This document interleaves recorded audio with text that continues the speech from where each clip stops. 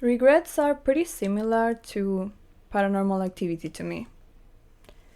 They cause emotions that haunt you anytime you remember them, and you can make your peace with them, but they'll always leave at least an odd taste in your mouth because you can't change them, touch them, or fix them. They remain intact, just like the past. I made a video about this topic actually, where I explained that we have to get out of our comfort zone so we don't regret not doing certain things in the future, and I live by that. But that's not equivalent to I don't regret anything, because my bag of, oh, I wish I did this is quite full. I believe there are no saints. Everyone will make multiple mistakes during their lives, hurting others or themselves in the process, and I'm no exception to that. So, since I always try to be genuine, I'll give you an example regarding this topic.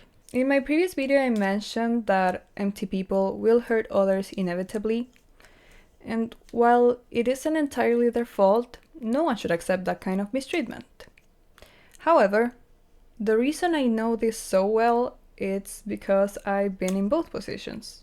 During my early teen years, I kept individuals around not because of who they were, but due to how they made me feel less miserable and valued somehow, which was like a small boost of serotonin in a time where I couldn't get it from anywhere. I also believed I liked them romantically since I felt happy with them, but clearly it wasn't the case. We could say I used them in a way to feel better myself, and years later, being almost 21 now, I can see how wrong that was and how much damage I did. Because once I wasn't getting enough attention or peace, I would move on to the next victim, pretty much. While I understand I did it to have some sanity to hold on to, I guess I absolutely disagree with those actions and I would never do it again. I wish I could go back as who I am now to support my younger self and undo all the harm I caused, but sadly I can't. And it's like a demon that haunts me anytime I remember now.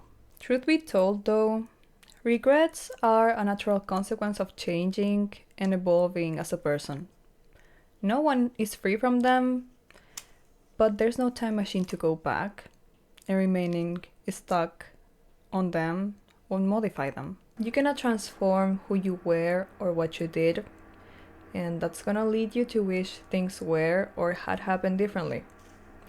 But those feelings and perspectives regarding the situation show your emotional and psychological progress. And the only thing you can do about your past actions is embrace them and learn from them. Take those experiences as lessons, as a guide on what to do or not, and understand that you were moving through life with the tools, knowledge, logic, and emotions you had at the time. It doesn't necessarily make it right, just comprehensible. To me, that's how you make peace with the past or with a situation that triggers that kind of guilt. And it sounds easy, but it can be horribly complicated and painful depending on the gravity of the circumstances. However, hard isn't impossible, so give yourself time. The ideal I try to follow and preach is live with no regrets. But realistically speaking, we're far from perfect. We'll make mistakes during our whole lives that we will regret despite of our emotional intelligence level, since they do play a fundamental role in teaching us, hey, don't do this again, or hey, if something similar happens, you have to do this. Anyhow, after all, having regrets is mortifying, but it isn't wrong. It's something human that we must learn to accept, not due to agreeing with what we did or didn't do, but because most things have a reason behind them. And in order to heal, make progress, and not commit the same mistake twice, they need to be understood. And no one's better for the job of understanding you than you. So without anything else to add, and my eyes being kind of tired, nothing new, is the lighting and all of that. Thank you so much for watching. Thank you so much for being here. I hope you have a great rest of your week because I'm posting this today, Tuesday. Don't forget to subscribe, to leave a like, to leave a comment telling me your thoughts, your feelings, and don't forget to follow me on social media too. I have Instagram and TikTok, and I'm trying to be active, especially on Instagram because I like Instagram. We'll see each other this Friday ideally because I want to post 3 times this week, but we'll see how that goes. And I'm also planning a second channel to post video games and stuff like that. Very random, but we'll see how that goes too. So I'm not making any promises. And that's pretty much it.